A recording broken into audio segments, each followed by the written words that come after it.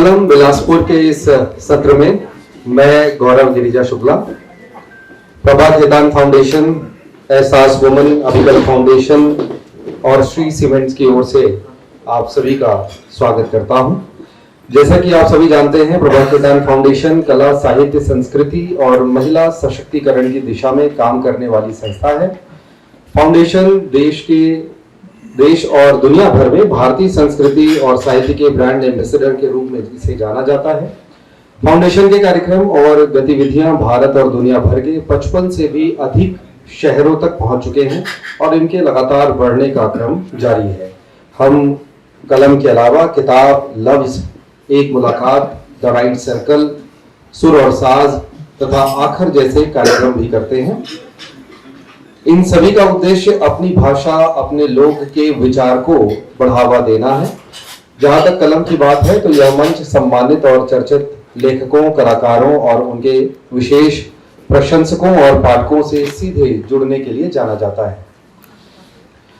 आज हमारे बीच राजस्थान की भूमि से आए हुए डॉक्टर घनश्याम नाथ कच्छावा जी हैं, जो कि बतौर मेहमान लेखक हमारे बीच शामिल हुए हैं। मैं एक संक्षिप्त परिचय उनका पढ़ रहा हूं और साथ ही आज उनसे बातचीत करेंगे सूत्रधार की भूमिका में आदरणीय वरिष्ठ साहित्यकार डॉक्टर विनय पाठक जी। आप दोनों के संक्षिप्त परिचय के साथ मैं मंच पर आपको आमंत्रित करूंगा और उसके पश्चात हम आज के इस बातचीत और चर्चा का जो सिलसिला है वो आरंभ करेंगे। हमें बहुत खुशी है कि कलम के आज के इस सत्र में हमारे साथ अतिथि के रूप में मौजूद हैं पर्यावरण और प्रकृति प्रेमी डॉक्टर घनश्याम नाथ कच्छावा जी। आप समाज सेवी भी हैं और साहित्यकार भी। आपने राजस्थान में वृक्षारोपण, वन्य जीव संरक्षण, शैक्षणिक प्रतिभा विकास, जल संरक्षण, महिला सशक्तिकरण और साहित्य सेवी के रूप में कार्य करने के अलावा साहित्य की बड़ी सेवा की है। आपकी राजस्थानी में प्रकाशित कृतियों में ठूंठ, जीवन रा चित्राम, माँ बाप और अटकल शामिल हैं। आपकी हिंदी में भी कई पुस्तकें प्रकाशित हैं, जिनमें मेरी 51 लघु कथाएँ, जीने दो धरती पर, सूनी गलियाँ घर आबाद, प से पहेली, 17 जैसी कृतियाँ शामिल हैं। आपकी अनुवाद पुस्तकों में घर बायरो, आधुनिक भारतीय कविता संचय, संस्कृति की सनातन दृष्टि और विनिबंध भारतीय साहित्य निर्माता कन्हैया लाल सेठिया, राजस्थानी साहित्य आगिवाण, शंभू सिंह राजावत, अल्पज्ञ शामिल हैं। आपने कई पुस्तकों का संपादन भी किया है और आपको साहित्य अकादमी के अनुवाद पुरस्कार और जवाहरलाल नेहरू बाल साहित्य अकादमी के बाल साहित्य सृजन सम्मान के अलावा कई पुरस्कार और सम्मान मिल चुके हैं। हमें बहुत खुशी है कि आज आदरणीय कच्छावा जी हमारे बीच छत्तीसगढ़ में बिलासपुर के इस धरती पर पधारे हुए हैं। आज हमें बहुत खुशी हो रही है कि इनसे बातचीत के लिए सूत्रधार की भूमिका में डॉक्टर विनय पाठक जी हमारे बीच उपस्थित हैं। 11 जून 1946 को बिलासपुर में जन्मे डॉक्टर पाठक ने हिंदी और भाषा विज्ञान में पीएचडी और डीलिट की दोहरी उपाधि प्राप्त कर अकादमिक दृष्टि से अखिल भारतीय स्तर पर जहां कीर्तिमान स्थापित किया है, वहीं 63 शोधार्थियों ने आपके निर्देशन में पीएचडी की उपाधि अर्जित की है। छत्तीसगढ़ी भाषा, साहित्य एवं संस्कृति में सर्वाधिक कार्य करके एवं करा के आप छत्तीसगढ़ के जीवंत विश्वकोश के रूप में विश्रुत विख्यात हैं। छत्तीसगढ़ के प्रतिष्ठित कवि, छत्तीसगढ़ी साहित्य के प्रथम प्रमाणिक समीक्षक, संस्मरणात्मक जीवनी लेखन व गद्य की प्रायः सभी विधाओं के सर्जक व शोधक के रूप में आपने छत्तीसगढ़ी को राष्ट्रीय क्षितिज प्रदान किया है। आपके हिंदी व छत्तीसगढ़ी प्रदेय पर जहां पीएचडी व डीलिट के 10 शोध कार्य संपन्न हो चुके हैं, वहीं 3 शोध कार्य गतिमान है। तो हमें बहुत खुशी है कि ऐसे महान विभूतियों को आज हमें सुनने का और समझने का अवसर मिलेगा। और मैं पूरे सम्मान के साथ अभी अपने सम्मानीय अतिथियों को, आज के मेहमान लेखक डॉक्टर घनश्याम जी और आज के सूत्रधार डॉक्टर विनय पाठक, दोनों को मंच पर आमंत्रित करता हूं। तालियों के साथ हम स्वागत करेंगे हमारे आज के सम्मानीय अतिथियों का। वे मंच पर अपना अपना स्थान ग्रहण करें।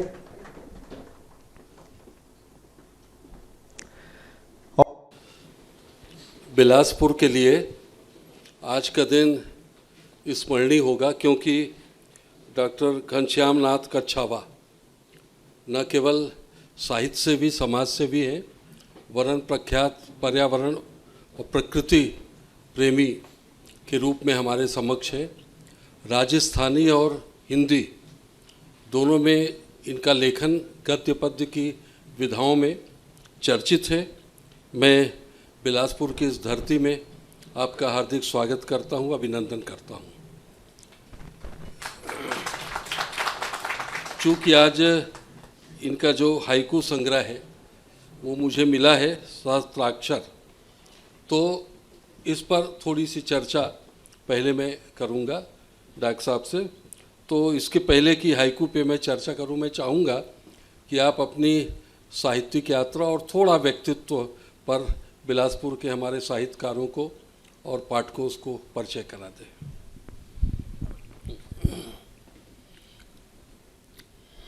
श्रीकांत वर्मा जी, श्यामलाल जी चतुर्वेदी और पालेश्वर शर्मा जी की साधना स्थली बिलासपुर की धरती को मेरा प्रणाम।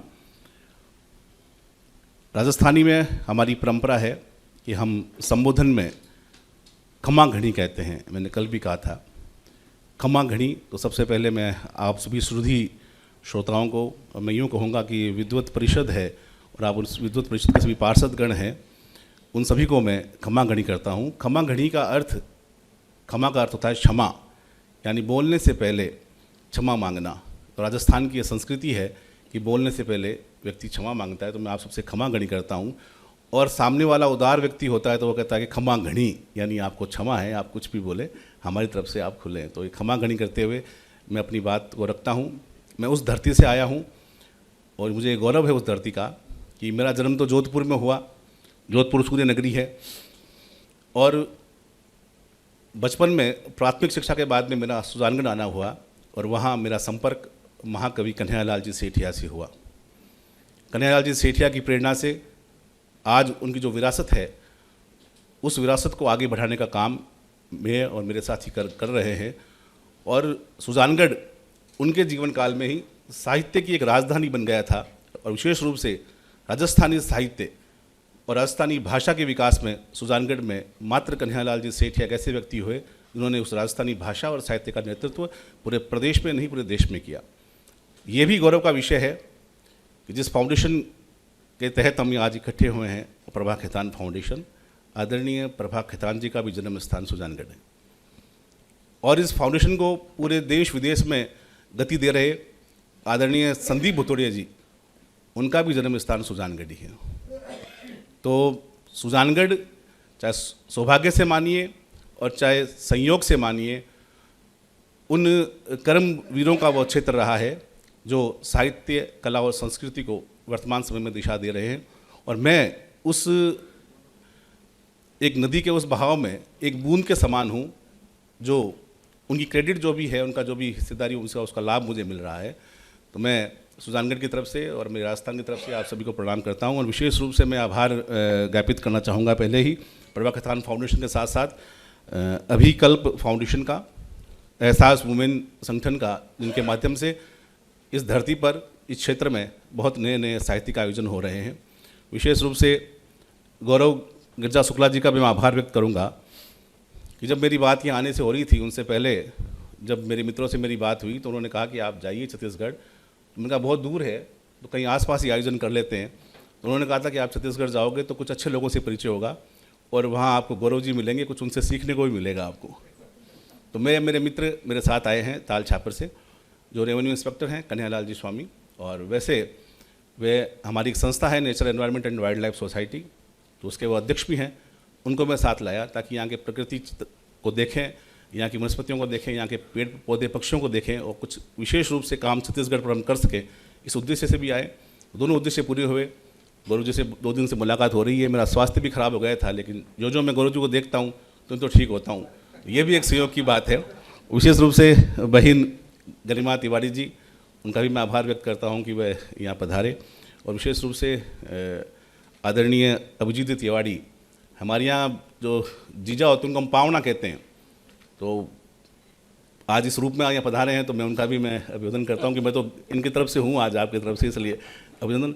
और समस्त साहित्य प्रेमियों का मैं आभार व्यक्त करता हूँ। मेरा ये सौभाग्य है कि मुझे आज आदरणीय प्रोफेसर विनय पाठक जी के साथ बैठने का अवसर मिला है। हमारी ये भी परंपरा नहीं है कि हम किसी विद्वान व्यक्ति के पास में बैठें, लेकिन ये साहित्य का एक ऐसा मंच है जो एक छोटे व्यक्ति को एक बड़े व्यक्ति के पास बैठने का अवसर देता है। क्योंकि हमारे यहाँ राजस्थान में कहा भी गया है, उदय दान उजड़ अखे दीपे वारो देश जरो साहित्य जगमगे। उदयराज उज्ज्वल कहता है एक कवि, उदयराज उज्ज्वल अखे दीपे वारो देश जरो साहित्य जगमगे। वही देश प्रगति करता है, इसका साहित्य प्रगति करता है। मैं मानता हूँ कि एक साहित्य एक ऐसा माध्यम है जिसके माध्यम से मुझे आदरणीय विनय पाठक साहब से मिलने का मौका मिला, बोलने का मौका मिला, इनसे बात करने का मौका मिला, इनका सानिध्य मुझे मिल रहा है। तो मैं सर आपका भी बहुत बहुत आभार अभिनंदन व्यक्त करता हूँ। और मुझे जब कहा गया कि इनके साथ आपसे बातचीत करने का अवसर मिलता है, तो ये तो PhD और DLED के इंटरव्यू लेते हैं, तो मैंने कहा ये जब इन्होंने कहा मेरे पास किताबें नहीं पहुँची, मेरे को और अच्छी बात है, अगर पहुँच जाती तो और ज़्यादा पोस्टमार्टम करते। तो आज केवल और केवल यहाँ आने का अवसर आप सभी के दर्शन मात्र करने के आए हो और उन साहित्य पर चर्चा करने का अवसर है जिसके माध्यम से हम हमारे क्षेत्र का विकास कर सकें, हम किस तरह से राजस्थान को इस छत्तीसगढ़ की धरती से जोड़ सकें। सबसे पहले इस सत्र में मैं प्रभा खेतान फाउंडेशन का भी आभार व्यक्त करता हूँ, भाई संदीप जी भुतोड़िया का आभार व्यक्त करता हूँ और पूरी टीम का आभार व्यक्त करता हूँ कि जिन्होंने यह अवसर दिया। मेरी साहित्यिक यात्रा के बारे में सर ने पूछा, तो कन्हैयालाल जी सेठिया के आने के बाद में जब मैं लिखने लगा तो सबसे पहले बाल साहित्य मैंने हिंदी में लिखा। फिर सेठिया जी ने कहा कि आप कुछ राजस्थानी में लिखें, तो फिर मैंने राजस्थानी में शुरुआत की।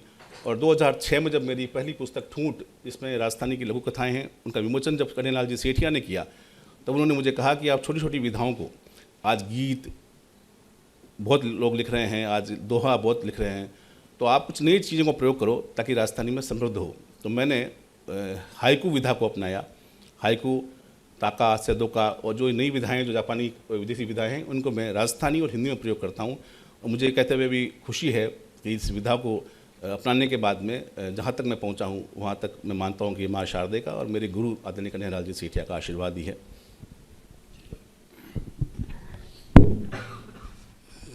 सर के व्यक्तित्व कृतित्व से पता चला और उनके स्वभाव से भी कि आपको बता दूं कि हमारे यहाँ छत्तीसगढ़ में भी हम लोग अतिथि देवो भव उसको मानते हैं।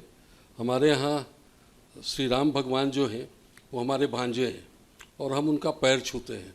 तो हमारे यहाँ छोटों को अभिनंदन करने की परंपरा है। हम लोगों को विरासत में बड़प्पन मिला है, लेकिन हम लोग छोटे छोटे सिद्ध करके ही अपने नाम को सार्थक करते हैं। तो मैं राजस्थान की धरती में जो अतिथि प्रेम है उसको मैं देख चुका हूँ और आप उसी क्षेत्र से आए हैं, मैं आपका स्वागत करता हूँ। अब सीधे मैं कविता पे आऊँ। प्रायः आप लोग देखते हैं कि कोई भी कवि हो या कोई साहित्यकार हो, वो कविता से ही प्रायः शुरुआत करता है। बहुत कम लोग होते हैं। एक जगह मुझसे लोगों ने पूछा, डॉक्टर यदु भी साथ थे अभी ग्वालियर में, कि एक प्राध्यापक और एक साहित्यकार में क्या अंतर है।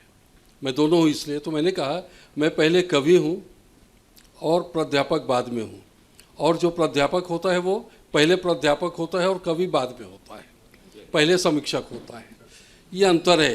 तो मैं ये मान के चल रहा हूँ कि कवित्व तो प्रतिभा आप में है, और हाइकू छंद पर जो आपका संग्रह है उस पर थोड़ी सी बात मैं अवश्य करना चाहूँगा कि हमारे यहाँ दोहा जैसे छंद है और दोहे में पूरा जीवन सूत्र हम देते हैं। सतसैया के दोहरे जो नाविक के तीर, देखन में छोटे लग्यो घाव करो गंभीर। तो गंभीर घाव, तो आपने इतने अच्छे हमारी भारतीय संस्कृति, चूँकि ये भारतीय संस्कृति को प्रोन्नत करने वाली संस्थाएं एम्बेसडर है, इसलिए मेरा प्रश्न है कि हम दोहे जैसे भाव को, छंद को लेकर अपनी कविता न लिख के जापानी शैली के हाइकू छंद को हमने क्यों स्वीकारा? आदरणीय पाठक साहब ने बहुत अच्छा प्रश्न किया है। दोहा जैसा छंद विधा सबसे खूबसूरत विधा है। दोहे से सुंदर कोई विधा नहीं है।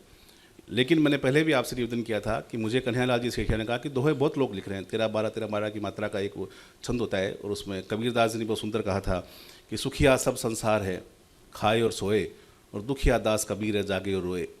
सुखिया सब संसार है, संसार पूरा संसार सुखी है इसलिए कि खा रहा है और सो रहा है, और दुखिया दास कबीर है, जागे और रोए। वो इसलिए रो रहा है कि उसमें चेतना है। तो समाज में लेखक होते हैं, कवि होते हैं, साहित्यकार होते हैं, आप जैसे मनीषी लोग होते हैं, वो एक चेतना को साथ में दुनिया को देखते हैं और वो रोते इसलिए हैं कि दुनिया क्या कर रही है, क्यों कर रही है, क्यों अपना जीवन नष्ट कर रही है। मैंने आपसे निवेदन किया था कि कन्हैयालाल जी सेठन मुझे ये कहा कि दोहे लिखने वाले बहुत व्यक्ति हैं, लेकिन कुछ ऐसी विधाएं भी हैं जिनको साहित्य में आना बहुत ज़रूरी है। अगर वो विधाएं नहीं आएंगी तो हमारा साहित्य कब परिपूर्ण नहीं हो पाएगा। तो मैंने जापानी विधाओं को भी अपनाया। मुझे ये कहते हुए मेरे एक मित्र जापान रहते हैं, जब उन्होंने मेरी किताब जापान में लेके गए तो जापान के लोग भी जुड़े। आज हम संस्कृति के आदान प्रदान की उस नुक्कड़ पर खड़े हैं। हम ये नहीं कह सकते कि हमारा साहित्य श्रेष्ठ है। आज जापान में रहने वाला व्यक्ति अगर दोहे लिखता है तो हमें खुशी होती है कि वो हमारी विधा को अपना रहा है। मेरे कहने का तात्पर्य है कि जो नई विधाएं, विदेशी जो विधाएं भी लिख रहे हैं, उन विधाओं में हम अपनी विधाओं को भी अगर जोड़ें और हमारी विधाओं को वो जोड़ें, साहित्य ज़्यादा समृद्ध होगा। तो इसलिए मैंने ये हाइकू को शुरू की। और जब फेसबुक का दौर शुरू हुआ, 2012 की ये बात है, तो मैंने प्रतिदिन उस पर एक हाइकू डालना शुरू किया। तो बहुत सारे लोगों की प्रतिक्रिया है। जिस प्रकार आपने ये प्रश्न किया, वैसे भी प्रश्न मेरे पास बहुत सारे आए कि भी इस पर क्यों लिख रहे हो, उसमें क्यों लिख रहे हो। लेकिन धीरे धीरे एक ऐसा समय आया कि वो समय आज हाइकू अपने आप में एक मानक के रूप में मेरे सामने है। हाइकू इसलिए भी बहुत ज़रूरी है क्योंकि आज की इस दुनिया में, भागम भाग की दुनिया में, लोगों के पास पढ़ने का वक्त नहीं है। 3 पंक्तियाँ और 17 अक्षर पढ़ने के बाद में उस व्यक्ति को घंटों अपने दिमाग के अंदर उस बात का एहसास रहे तो हम अपनी बात को कहने में सार्थक रखते हैं। दूसरी बात कि कवि जिस शैली में अपनी अभिव्यक्ति को स्पष्ट रूप से दे पाता है, मैं अगर दोहे लिखता हूँ तो मुझे थोड़ी सी छटपटाहट होती है क्योंकि उसमें थोड़ा गणित भी जुड़ता है। हालांकि मैं दोहे मैंने खूब लिखे हैं, तो मैं जिस विधा में सरलतम लिख सकता हूँ, हाइकू मुझे अगर लिखना कहा जाए तो मेरी अभिव्यक्ति उसमें बहुत सरलता से अभिव्यक्ति आएगी। तो मैं मानता हूँ कि जिस व्यक्ति को जिस विधा में सरलता से अपनी अभिव्यक्ति दे पाए उसे वही बात करनी चाहिए, जबकि साहित्य के साथ ज़बरदस्ती नहीं करनी चाहिए। तो मैंने किसी के साथ ज़बरदस्ती नहीं की कि मैं दोहा ही लिखूंगा या मैं वो करूँगा। तो इसलिए मैंने ये विधा को अपनाया और जापानी छंद की सभी विधाओं में मैंने काम किया है। और आगे मैं आपको बताऊँगा कि चौखरी विधा के बारे में भी जो इस तरह से काम हुआ है, तो इस तरह मैंने इस विधा को अपनाया। ये विधा जो है निश्चित रूप से जैसे दोहों में आपको जीवन के सूत्र मिलेंगे, ठीक वैसे ही क्षणिका है, उसमें भी एक सूत्र मिलेगा आपको। चिंतन के लिए कोई बात वो आप तक संप्रेषित करेंगे, इसलिए निश्चित रूप से उसका महत्व है। और हिंदी साहित्य में जैसे आपने बताया कि सन 12 के बाद ये लिखते रहे हैं, तो आप लोगों को भी जानकारी दे दूं कि इसमें थोड़े बहुत जो रिसर्च हुए हैं और मैं उससे जुड़ा हूं, तो ये भी सौभाग्य है कि बिलासपुर के प्रोफेसर रामनारायण पटेल, आप लोग जानते होंगे कुछ लोग, ये पहले डीपी विप्र महाविद्यालय में थे। उन्होंने पहली बार हाइकू छंद क्या है और उसका पूरा एक व्याकरण, पूरा एक छंद शास्त्र उन्होंने लिखा। तो ये बिलासपुर की मेरे ख्याल से बिलासपुर की धरती को श्रेय है कि हाइकू क्या है, उसकी स्वरूप क्या है, उसका निर्धारण, उसकी छंद शैली पर पहली बार अभी वो दिल्ली यूनिवर्सिटी में प्राध्यापक है। तो ये मैं बताया कि हमारे यहाँ अभी तक जितने रिसर्च हुए हैं सब लोगों ने ये माना है कि पहली बार, भले छोटी सी पुस्तिका है उसकी, लेकिन इसका समीक्षा शास्त्र, इसका आलोचना शास्त्र उसने ही लिखा। तो ये बिलासपुर की धरती को भी गर्व है कि हाइकू छंद जिस पर आप लिख रहे हैं, 20वीं शताब्दी के अंतिम दशक में उन्होंने एक पुस्तक की समीक्षा की। तो ये मैं केवल जानकारी के लिए आपको बताऊं। इसमें एक व्यक्ति ने लिखा है आपके संदर्भ में कि इसमें जो अनुभूति है उस पर आपने ज़्यादा फोकस किया है, ज़्यादा चित्रित किया है। तो आप देखिए, अनुभूति का संबंध भाव से है ज़्यादा कि विचार से है, और ये भाव और विचार इसमें किस तरह आप सामंजस्य करके लेते हैं, ये मुझको थोड़ा समझाएं। क्योंकि प्रायः लोग ये मानते हैं कि कविता संवेदना की चीज़ है और गद्य है वो विचार की। तो अपन ये मान के चलते हैं क्या कि जितने वाद आए वो सब विचार से बंधे हुए थे, पर संवेदना भी थी। तो ये अनुभूति जो है कहाँ तक विचार को लेकर चलती है, कहाँ तक संवेदना को लेकर चलती है, या उसमें कुछ सामंजस्य होता है कि नहीं होता है, कि केवल अनुभूति है, विचार नहीं है। इस मामले में मैं और अधिक सौभाग्यशाली हूँ कि मैं हूँ तो मूल रूप से गद्य का आदमी, और गद्य को लेकर फिर मैंने जब इसमें कविताओं में जब मैंने दखल किया तो मुझे अनुभूति और विचार दोनों एक साथ ही महसूस होते हैं। मैं किसी चीज़ को देखता हूँ मुझे ऐसा महसूस होता है कि उसमें मेरे भाव भी आ रहे हैं, मेरी संवेदना मेरे साथ है और विचार मेरे साथ है। तो मैं भाव, संवेदना और विचार तीनों को मिला के लिखता हूँ। आप मेरे हाइकू पढ़ेंगे तो आपको लगेगा कि मैंने विभिन्न विषयों पर हाइकू लिखे। जैसे मैंने पिता पर हाइकू लिखे तो मैंने 10 हाइकू एक विषय पर हाइकू लिखे। इसी प्रकार मैंने माँ बाप पर 250 हाइकू लिखे, किताब माँ बाप का भी प्रकाशन करवाया है। मैं इस दौर में ये कहना चाहूँगा कि कविता के विषय में मैं कल जो मुझसे कोई बात छूट गई थी, आज सर बैठे तो मुझे याद आ गई। माँ कवि कन्हैयालाल जी सेठिया ने लिखा कि कविता क्या है, और वो भाषा की बात है, हमारी जो मातृभाषा है उसकी बात भी हमें करनी चाहिए कि मातृभाषा की मिठास क्या होती है। आप किसी भी भाषा में आप बोलेंगे तो आप समझ जाएंगे। ये कविता हालांकि राजस्थानी में है, लेकिन जब मैं आपको सुनाऊंगा 1-2 सेकंड की कविता है तो आपको ऐसा लगेगा कि निश्चित रूप से राजस्थानी भी आप लोग समझते हैं। ये कविता क्या है कि भाषारी खिमता ने तोलनेरी ताकड़ी है कविता, भाषारी खिमता ने तोलनेरी ताकड़ी है कविता, और शब्दारे भारे में चंदनेरी लाकड़ी है कविता। भाषा की क्षमता को तोलने की का तराजू है कविता, और शब्दों के भारा कहते हैं हमारी लकड़ियों का ढेर होता है, लकड़ियों के ढेर में चंदन की लकड़ी है कविता। साच है सोटंच, साच है सोटंच, न नूई है न पुरानी है कविता। ये सत्य है और 100 टंच सत्य है, ना ये नया है ना ये पुराना है।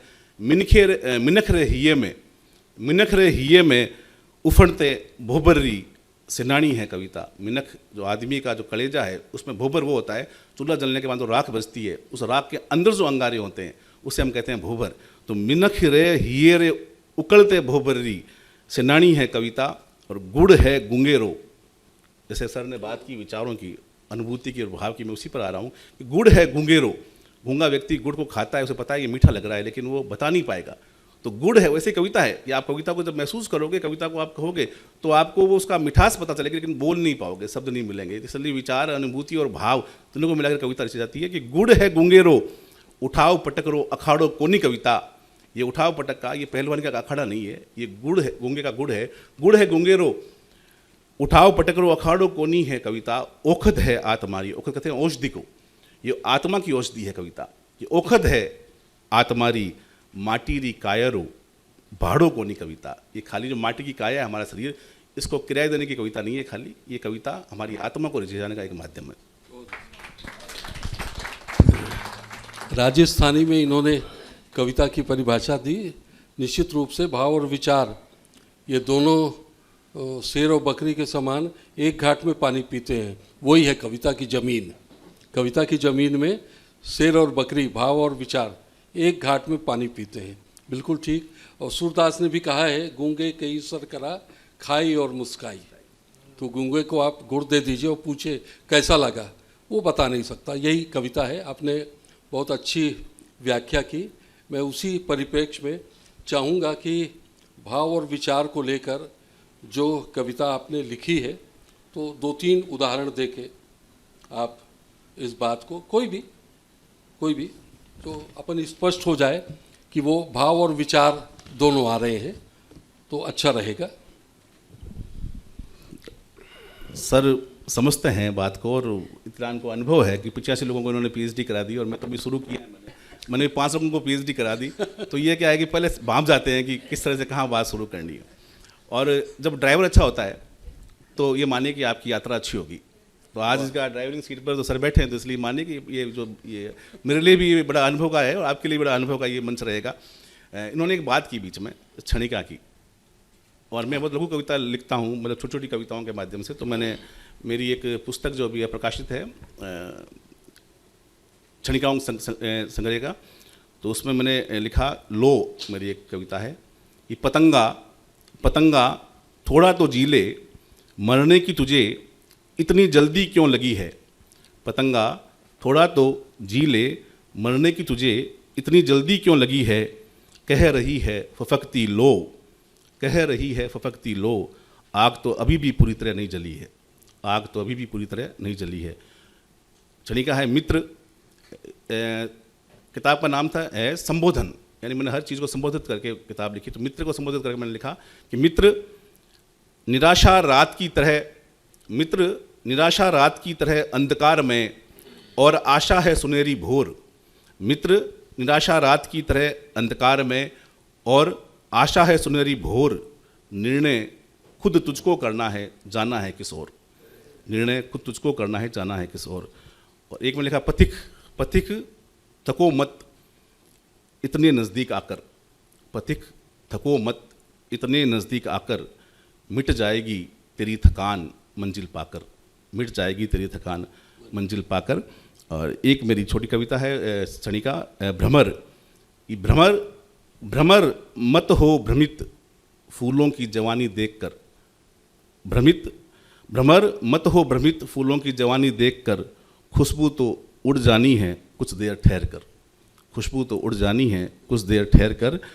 और कलयुग पर मैंने लिखा कि कलयुग कलयुग तुझको ही देते हैं हम दोष, कलयुग तुझको ही देते हैं हम दोष, यही तो है इस दुनिया का रोग, खुद क्यों नहीं सुधरते, खुद क्यों नहीं सुधरते सतयुग चाहने वाले लोग, खुद क्यों नहीं सुधरते सतयुग चाहने वाले लोग। और सर ने भी बात की लघु कविता की, तो मैंने एक लघु कविता लिखी है, उसमें एक कविता मैं आपके सामने रखना चाहता हूँ कि उस कविता का,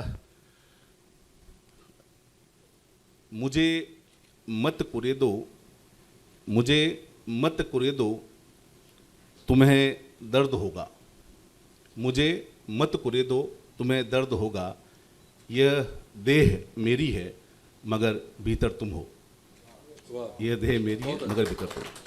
बहुत बढ़िया। थोड़ी सी बात कविता के बाद, अभी हमें पता चला कि अनुवाद के क्षेत्र में भी आपको साहित्य अकादमी का पुरस्कार मिला है। तो अनुवाद के बारे में प्रायः, जैसे अभी हमारे शुक्ल जी भी बता रहे थे, बहुत अच्छी बात उन्होंने कही कि परकाया प्रवेश जब तक नहीं करेगा एक भाषा से दूसरी भाषा में, अनुवाद जो है वो सफल नहीं हो सकता। इसके साथ ही थोड़ी सी और हम देखें कि लक्ष्य भाषा और स्रोत भाषा के केवल भाषिक ज्ञान होने से ही आप अनुवाद के प्रति न्याय नहीं कर पाएंगे, उसमें सांस्कृतिक दृष्टि भी होनी चाहिए। आप भाषा के साथ संस्कृति को भी जानिए, दोनों भाषा के साथ, तब वो जो अनुवाद होगा। और उसी का आपने आश्रय लिया है।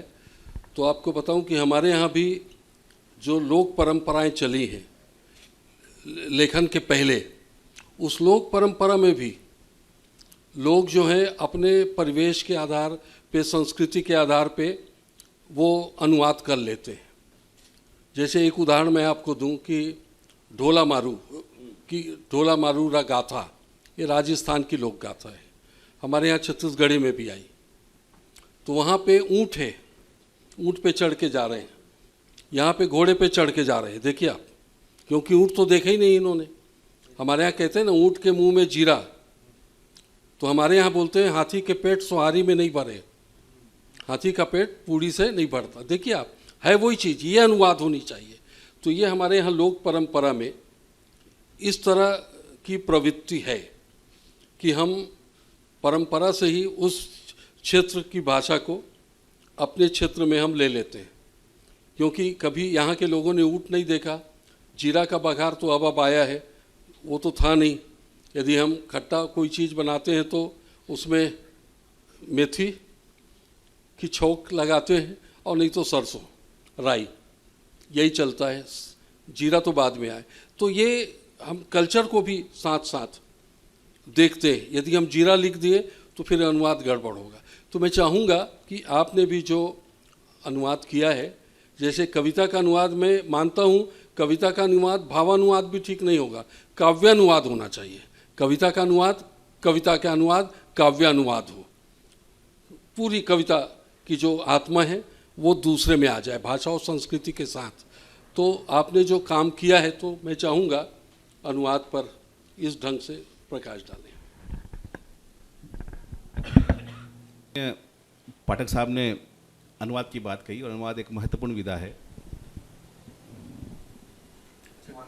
पहले वो कल हुई थी चर्चा, कल इसी बात पर हुई थी कि भाई अनुवाद हम करते हैं तो ये मानते हैं कि दूसरों का काम है, हम अब खुद कर रहे हैं। अनुवाद को मौलिक काम नहीं माना जाता, लेकिन मैं कहता हूँ अनुवाद मौलिक काम है। और कैसे काम है कि मुझे भी ये लगा, जब मेरे एक मित्र ने जब मुझे कहा कि साहित्य अकादमी दिल्ली से आपको एक अनुवाद का काम करना है, हमारे पास 9 किताबें थी, हम 9 साहित्यकार थे, कि 7 दिन की कार्यशाला होगी, हम ये काम करेंगे। तो मैंने कहा ठीक है, सीखेंगे काम। मुझे लगा कि अनुवाद तो ये होगा कि एक पंक्ति है, उसको हिंदी की पंक्ति होगी, उसको हमें राजस्थानी में लिखना है, बड़ा आसान सा काम है। लेकिन जब मेरे सामने मुझे जो साहित्य अकादमी ने सैयद अब्दुल मलिक साहब की एक उपन्यास दिया और कहा कि इसका राजस्थानी में ट्रांसलेशन करना है, और जब मैंने उसको पढ़ा तो मुझे लगा कि ये केवल हिंदी को राजस्थानी में या असमिया को राजस्थानी में ढालने का काम नहीं है, ये इसकी संस्कृति को राजस्थान में ढालने का काम है।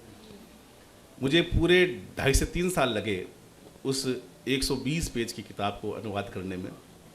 पहले मैंने उसको पढ़ा और फिर मैंने 2 विशेषज्ञ जो असमिया में, हमारे क्षेत्र के काफ़ी लोग आसाम में रहते हैं, और नॉर्थन प्रकाश जी शर्मा जो अब इस दुनिया में नहीं है, वो मेरे मोहल्ले में ही थे, उनको किताब दी, मैंने वैसा पूरी किताब को पढ़ी है, आप बताओ। तो उन्होंने मुझे पूरी किताब को उन्होंने पढ़ के मुझे बताया कि इसमें ये होता है, मैंने कहा ये इसमें ये क्या होता है, उसने बताया कि संस्कृति में ये होता है। तो पूरे 2.5 साल में मैंने कोई 2 महीने तो उस अनुवाद में लगाए होंगे लिखने में, लेकिन 2.25 साल मैंने पूरे असमिया संस्कृति को सीखने में लगाए। और जब मुझे पता चला कि इतना रिच उसका कल्चर होता है, और जब मैंने उसका काम किया, मुझे ये भी लगता है कि वो किताब आज भी मेरी किताब है, न कि वो अनुवाद की किताब है। तो इसलिए मैंने कल भी ये बात आपसे निवेदन किया था कि अनुवाद का काम करना चाहिए। अनुवाद संवाद का एक बहुत मजबूत माध्यम है, सशक्त माध्यम है। सर ने जो बात कही और वहाँ से इशारा हुआ कि 5 मिनट बाकी है, तो 5 मिनट में ही हम पूरी बात करेंगे। तो अनुवाद को करने के लिए हमें अपनी मातृभाषा को अपनाना चाहिए। मैं ये मानता हूँ कि जैसे सोनी मैडम से भी मेरी बात चल रही थी, और कई पिछले 2 दिनों से मेरी आदरणीय शुक्ला जी से बात चल रही है, और कई विद्वत जन यहाँ बैठे हैं, और सर के साथ में जो पधारे हैं डॉक्टर अरुण कुमार जी यदू साहब, वो भी सामने बैठे हैं। उनसे भी मेरा एक निवेदन था कि यहाँ की इस बलिदान दिया बोला तो नमन करते हैं हम, कि आपकी राष्ट्रीयता को नमन करते हैं। मैं एक सीधे प्रश्न ये पूछना चाहूँगा कि पर्यावरण में आपने पक्षियों के लिए वहाँ स्थान आपने घोषणा दिया, एक तो प्रेरणा कहाँ से मिली, पहली चीज़, और दूसरी इसके प्रति जागरूकता करने के लिए या फिर इंटरेस्ट जगाने के लिए आपने क्या हाइकू में भी इसका पर्यावरण का कुछ प्रयोग किया हो तो वो बतलाएं। अपने साहित्य विधा में भी पर्यावरण को लिया है क्या कहीं? बहुत अच्छा आपने प्रश्न किया। मैंने वृक्षों पर लेकर खूब हाइकू भी लिखे हैं और खूब कविताएं भी लिखी हैं। मैंने अभी वो लॉकडाउन डायरी कल मैं कमी ले आया, तो उसमें भी मैंने पूरे कई चैप्टर्स उस पर लिखे हैं। और नियमित मेरा एक स्तंभ जो हमारे एक अखबार आता है दैनिक युग पक्ष, उसमें विचार सूत्र के नाम से एक पुरानी विधा थी हमारी, विचार सूत्र के नाम से, उसमें मैं हर मंगलवार को मेरा राजस्थानी में एक आता है, तो हम पर्यावरण पर बात उसमें करते हैं। पक्षियों को बचाने की प्रेरणा हमें अपनी लोक भाषा से ही मिली। हमारे वहाँ के लोकगीतों में जितना वर्णन पक्षियों का है, जैसे कुर्जा एक माइग्रेट्स बर्ड है, पर प्रवासी पक्षी है, हमारे कम से कम 100 गीत मिलेंगे आपको। कुर्जा है हमारी भंवर मिला दे दे, तो जो हमारी विरहणियाँ हैं, जो स्त्रियाँ थी जिनके पति बाहर रहते थे विदेश, उन्होंने उन कुर्जा पक्षी को माध्यम बनाकर, उसको सहेली बनाकर, उसके माध्यम से अपनी बात पहुँचाने का उसने लोक साहित्य में वर्णन मिलता है हमें। तो हमारा साहित्य समृद्ध साहित्य। दूसरी जहाँ पर लोग दाना डालते हैं, मुझे यहाँ ऐसी कोई चीज़ दिखी नहीं यहाँ पे कि लोग यहाँ, हमारे वहाँ सब पहले महिलाएं उड़ती है, वो एक मुट्ठी दाना पक्षियों के लिए निकालती हैं, तो पक्षी उस आसपास के घरों में दिखते हैं। तो यहाँ भी ऐसे प्रयोग हम कर सकते हैं कि हम पक्षियों के लिए ऐसा कुछ चुका घर बनाएं ताकि वहाँ लोग नियमित रूप से जाएँ, दाना डालें। क्योंकि पक्षियों को बचाना बहुत ज़रूरी है। और पक्षी हर एक देवता, अगर हम अपनी कोई बात करें, अपने साहित्य से हटकर हम धर्म की बात करें, तो हर एक पक्षी का वाहन, कोई न कोई पक्षी, हर एक देवता का वाहन कोई न कोई पक्षी मिलेगा। इसलिए पक्षियों को बचाना बहुत ज़रूरी है और इसके लिए पहल भी की जा सकती है। जी, आपने बहुत सही किया। जैसे आपने पक्षी को बचाया, हम लोगों ने वृक्ष और पौधों पे यहाँ ध्यान दिया है। मैं बेसिकली इंजीनियर हूँ, तो हमने देखा है कि जब कभी भी कोई कंस्ट्रक्शन वर्क होता है, मजदूर भी जब काम करते हैं और हम भी काम करते हैं, और जब पूरी तरीके से थक जाते हैं तो धूप में हम उसी पेड़ के छाया में जाते हैं जिसको हम काट लिए रहते हैं, और उस समय हम पेड़ की छाया ढूंढते हैं। इस भावना से हम लोगों ने प्रयास किया, कई समिति के माध्यम से वृक्षारोपण भी किया, सरकारी तौर पे भी किया, आज भी वो है। और पक्षियाँ यहाँ पहले आते थे, छत में आते थे, लेकिन चूँकि वृक्ष काफ़ी कट गए हैं यहाँ, इस वजह से पक्षियाँ आजकल बिल्कुल आसपास आते नहीं हैं। और आपने जो बोला है ये विचार बहुत अच्छा है, हमें उनके लिए भी प्रयास करना चाहिए। आपके इन विचारों को नमन है। अनेक विधाओं में अपनी लेखनी चलाई है, कौन सी विधा ऐसी लगी जिसमें आप आकर्षित हुए या उस सुविधा को आगे बढ़ाने के लिए काम किया? आपको सर नमस्कार, बहुत अच्छी बात आपने पूछी। मेरी सबसे जो मुझे अच्छी विधा लगती है वो है लघु कथा, छोटी कहानियाँ। और मैंने लघु कथा पर मेरी राजस्थानी में भी 2 पुस्तकें हैं और हिंदी में भी 2 पुस्तकें हैं। लघु कथा लिखने में मैं अपने आप को खुद आनंदित महसूस करता हूँ कि मुझे बहुत सहज लगती है अभिव्यक्ता। एक लघु कथा है कि एक फूलों की दुकान थी, उसके पास में एक आदमी आया, सड़क पर बहुत सारे फूल बिखरे थे। तो एक व्यक्ति आया, आम नागरिक था, उसने उस फूल वाले से पूछा कि क्या यहाँ से कौन गुजरा है? तो उसने कहा कि यहाँ से नेताजी गुजरे हैं। तो उस व्यक्ति ने कहा, आम आदमी ने, अच्छा होता गुजर जाते। तो इस तरह से छोटे छोटे व्यंग उसमें लिखने का प्रयास किया। तो ये लघु कथाएँ मुझे अच्छी लगती हैं और मैं उसमें अपने व्यंग, अपनी अभिव्यक्ति और जो अपनी कई चिंताएँ भी उसमें हम व्यक्त कर देते हैं, अपनी बात कहने का भी उसमें रखते हैं। Thank you. बहुत सर, ये एक कलम के पदाधिकारियों से एक अनुरोध करूंगा कि आप बहुत ही अच्छा उत्कृष्ट कार्य कर रहे हैं कि ऐसे विद्वानों को देश के और यहाँ पर लाकर ये कर रहे हैं, परिचित करा रहे हैं। इनकी जो यानी अनुपम कृतियाँ कहूँगा, इनकी एक लाइब्रेरी यदि बनाएं, उसमें बिक्री की भी व्यवस्था रखें, तो हम सभी जो भी पाठक हैं या फिर जो साहित्यकार हैं वो उन साहित्य से लाभ ले सकते हैं, उसको खरीद सकते हैं। और एक बहुत अच्छी पहल होगी कि लाइब्रेरी के साथ साथ बिक्री का केंद्र, जो आज जो चिंता व्यक्त की जाती है कि साहित्य तो प्रकाशित होती हैं, बहुत महंगी होती हैं, लेकिन उसके पाठक नहीं मिलते, तो उसको भी एक स्थान मिलेगा। और ये जैसा कि विपणन की बात की, मार्केटिंग की बात की, वो साहित्य में भी ये बहुत जरूरी है। धन्यवाद। बहुत बहुत शुक्रिया सर आपका। और अब हम संवाद के अंतिम कड़ी की ओर आगे बढ़ चुके हैं। मैं एहसास वुमन बिलासपुर गरिमा को आमंत्रित करता हूं कि वे आएं और हमारे आज के मेहमान लेखक, हमारे सूत्रधार और सभी सम्मानीय सुधी पाठकों के प्रति वो आभार व्यक्त करेंगे। Doctor Garima Tiwari. Thank you Gaurav. Prabha Kedan foundation Ehsaas woman की ओर से मैं डॉक्टर गरिमा तिवारी आप सभी का हार्दिक आभार व्यक्त करती हूँ कि आप सब अपने व्यस्त समय पे यहाँ पे आए और हमारे इस कार्यक्रम में उपस्थित हुए। और साथ ही विशेष आभार हमारे आज के अतिथि डॉक्टर घनश्याम नाथ कच्छावा जी का, और आज की इस शाम को बहुत ही यादगार बनाने के लिए आदरणीय विनय पाठक सर का भी बहुत बहुत धन्यवाद। हम अपने प्रायोजक श्री सीमेंट, जिनके SCR इनिशिएटिव के तहत यह कार्यक्रम आयोजित किया जाता है, उनके भी हम आभारी हैं। साथ ही अभिकल्प फाउंडेशन और नई दुनिया बिलासपुर के भी हम बहुत आभार व्यक्त करते हैं। धन्यवाद। बहुत बहुत शुक्रिया आपका गरिमा।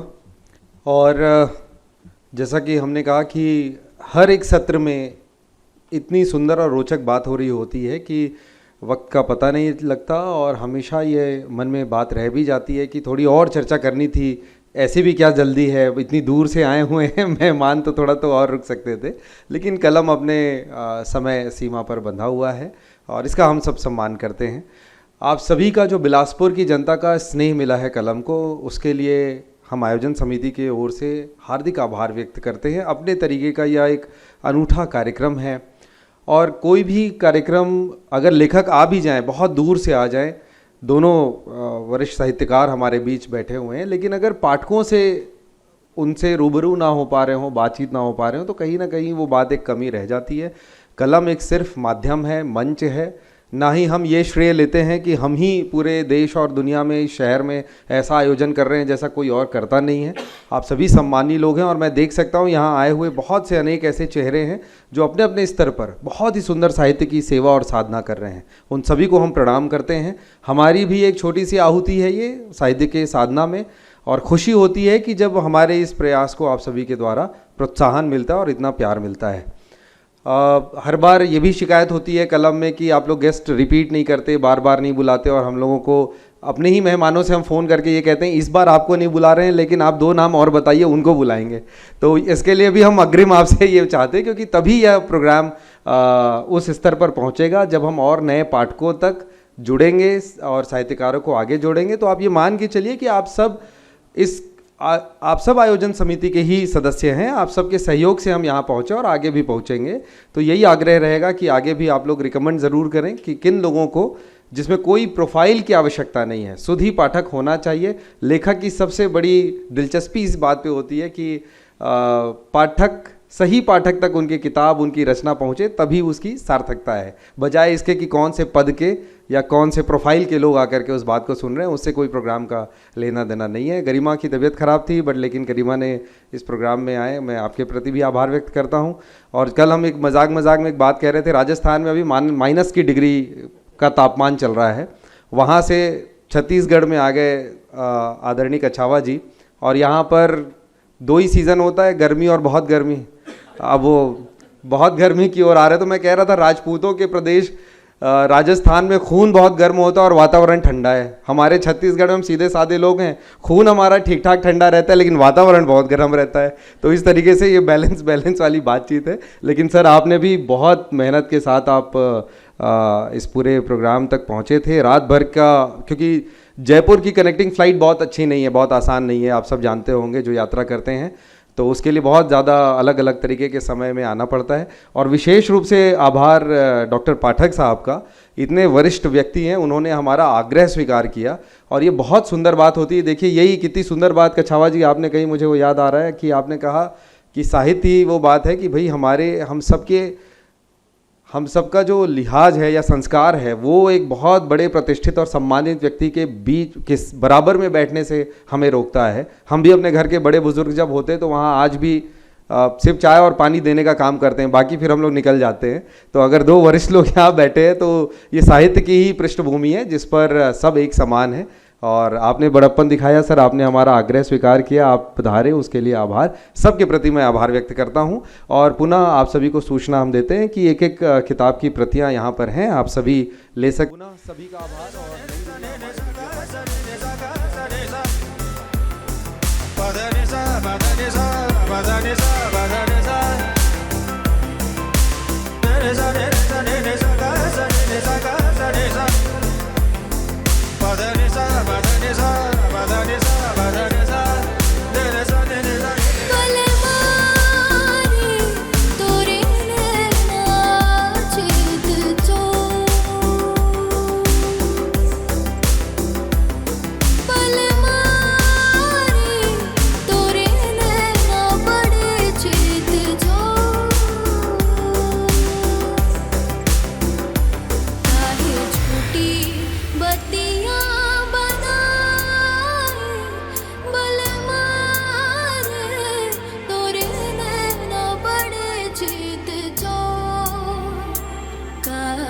छोटी बत्ती